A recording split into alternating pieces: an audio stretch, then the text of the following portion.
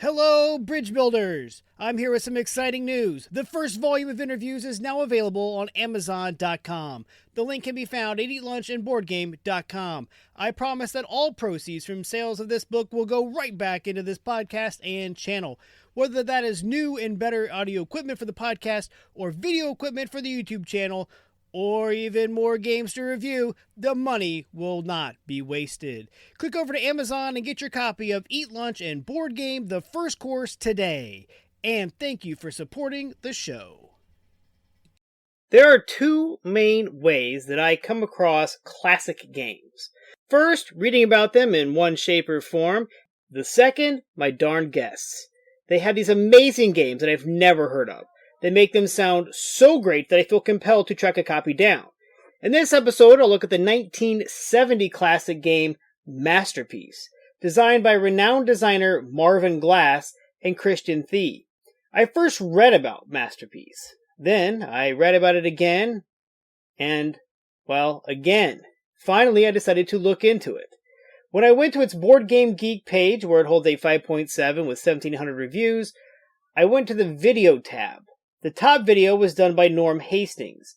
His 8-minute video convinced me that I needed to track this game down. It also led to me reaching out to Norm to be on the show, and that YouTube video is linked in the show notes. Anyway, Masterpiece has had two major publications in the United States.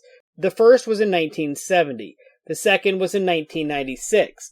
Both were by Parker Brothers.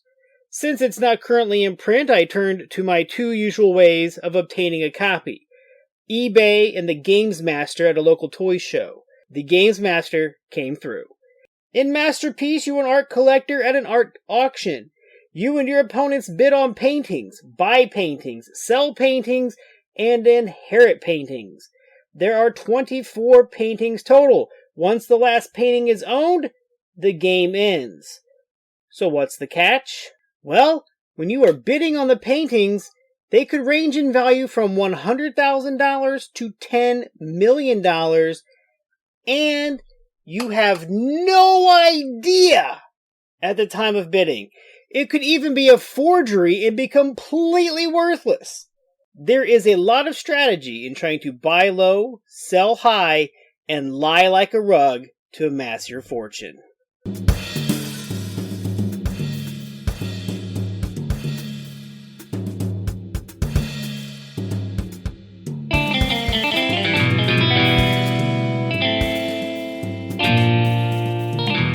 Alright, welcome back to Eat Lunch and Board Game. I'm your host, Adam Collins, and let's take a look at the rule clarity for Masterpiece. So I have the 1996 edition of the game. The rules are very straightforward and clear. They explain each and every spot on the board, of which there are only 8 different types. I was very impressed by the rules. Of course, I'd already watched Board Game Museum's video, which brings us to time to explain to newcomers. 8 minutes if you can get them to watch the video. When I bring a new game into the office, I typically post a link in the meeting invite to a video that helps explain the game so people do not come in cold. It kills me that my coworkers at both companies so far cannot be bothered to watch a short video to learn to play. For those of you that suffer the same problem, I'll have you know that way I went over the rules and we completed the whole game in about 50 minutes. The rules take about 5 minutes to read through, but the 8-minute video does a better job visually relaying the information. Gameplay. To set up, each player selects a colored pawn and places it anywhere on the circular path. It does not matter where anyone starts. The selected spot does not activate. Give each player a value chart. This depicts the distribution of the value cards. Deal each player a random painting and a random value card. It is very important to keep the value cards a secret. You do not want any other player to know how much your paintings are worth, especially if you have one of the two dreaded forgery value cards. Then deal each player $15 million. The rules say to have a roll-off for first player. Masterpiece elevates this simple roll and move, even though on the surface, that is all the game is. The dice are rolled, the pawn is moved, follow the directions on the space landed. As I mentioned, there are 8 different types of spots on the board. 2 spaces are auction spaces, the first of which is a bank auction. This space puts up the next painting from the stack up for auction. Each player can bid on it, but each incremental bid must be increased by $500,000. High bidder wins, taking the painting and then the top value card that is unknown to everyone. You could get a good deal and the painting could be worth $7 million, or a bad deal and it's worth $5 million, and in both cases, you paid $5 million. Then there are the private auction spaces. These force the player who landed on the space to put up one of their paintings on the easel for auction. They cannot bid for it. This is where the fun begins. Typically, the player would put up the least valuable painting or even a forgery. But if the player only has one painting, then that is the one that goes up for auction. Again, the highest bidder wins the painting and the value card or cards attached to it, paying its earlier owner the money at the high bid. The next set of spaces allows the player to buy a painting from the bank for a certain amount. This could be from under $3 million to over $4 million depending on the space. As usual, the top value card goes with the painting and that value is unknown. Then some spaces allow you to sell a painting to the bank. This first type allows you to sell it for the sum of the value cards if you want to. It is you may space. It is not mandatory. This is a good way to sell a high-valued painting before you're forced to sell it or have it bought from you for $3.5 million, which is also another space on the board. When a painting is sold to the bank, it is discarded from play along with its value card. The player receives the full value. The other selling to the bank space is mandatory, and it requires the player to sell a painting to the bank for $3.5 million. This might be a good deal. Heck, you might even be able to unload that forgery for $3.5 million. It is important to remember, though, this is not a choice. If your painting is worth $10 million, you must sell it for $3.5 million if it's the only painting that you have. Another space could allow you to inherit a painting from the bank for free. You could also, as I mentioned, buy a painting from any player for $3.5 million. Then the last type of space allows the player to either take a value card and add it to any painting that they have, or take $3 million from the bank. This is a great way to make your paintings more valuable. It also makes them a target for opponents to buy from you. When the bank runs out of paintings to sell, the game is over. All players add up their cash and add it to their value cards from their paintings. The highest amount of money wins the game. Don't forget, a forgery is always a forgery, no matter how many value cards you might have added to that painting along the way. Replayability. With the use of dice, there is always a bit of replayability built in. Shuffling the value cards each game also adds replayability. One game, only one forgery card came out. To fool people, I added 2 more value cards to it, then sold it. One game, both were in play, and I'm pretty sure each of us were fooled into buying one at least once. I think I had both of them at the same time. This game also tests your memory, as you must try to remember which paintings have been bought and sold from you that are valuable, and which ones are forgeries. Components. With games that have had reprints, the versions differ slightly. In the original 1970 edition, the value cards are the same size as the paintings, and the game comes with clips to clip the value cards to the painting. In the 1996 edition, the value cards are business card size, while the paintings remain larger, and the clips are no more. I might invest in some clips to make it a bit easier to keep the cards with the correct paintings, as throughout the game, any value card added to a painting remains with that painting until either it is sold or the game ends. The 1996 edition features an easel to set the painting on that is currently up for auction. Personally, I would have preferred the clips to the easel, but no one asked me when I was 14 what I wanted in a game that I would not play for the first time for another 26 years. Yet the easel does look nice, and it is well made. The pawns are standard colored pawns. This could have been and should have been standees of the characters.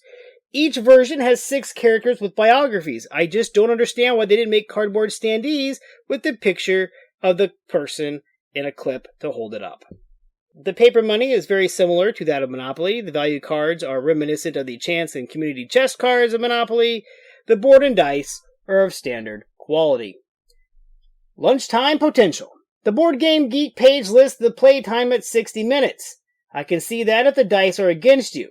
The correct spaces on the board must be landed on in order to get all the paintings into play.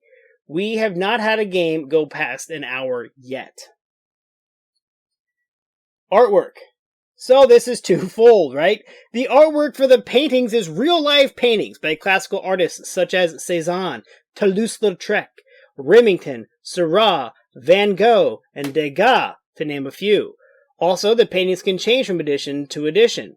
The art for the game itself is just minimal. Just the middle of the circle and the box art. For my 1996 edition, the box art doubles as the middle of the board. Other versions use a painting from the game to be framed in the circular track. Other. There are no expansions to Masterpiece, and I cannot think of what that would even be. On Board Game Geek, the only thing offered is a person's self-made, self-written list of variants. This person has outlined 4 variants: revaluation, set collection, inherit painting, and betting. I have the one sheet downloaded, printed off, and placed in my game's box. I have not played any of them yet. Bang for the buck. Well, this category is hard to judge. I paid $40 for my copy. That seems like a tad bit too much. On eBay, you will not find a much better deal as they typically sell for $35 or so. I just like to support local businesses and shops when I can. I had to change what I was going to say here. After a few more plays, I really enjoy this game and how frustrating it can be. I was so close to winning. There was one painting left. The player to my right landed on buy a painting from any player for $3.5 million.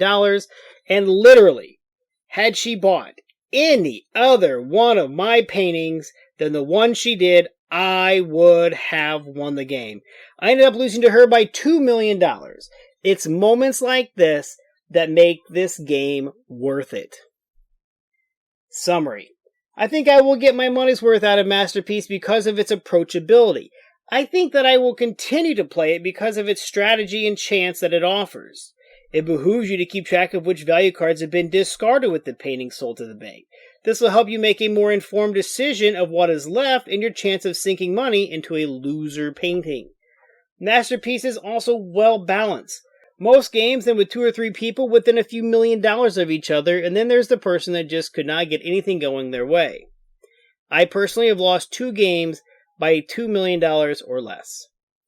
The not knowing and risk-taking versus aversion makes Masterpiece a game that I keep coming back to over and over. Some of my more hardcore friends enjoy it because they like to try and read faces poker style. My coworkers, who are not as big of gamers as my gaming friends, enjoy Masterpiece due to its approachability. I personally love it for both of these reasons. Track Masterpiece down. Value is in the eye of the beholder, or it could just be a forgery. You can reach out to me via my website, www.eatlunchandboardgame.com, Facebook at facebook.com/groups/eatlunchandboardgame, or as usual, you can email me at eatlunchandboardgame@gmail.com. And remember, board games build bridges.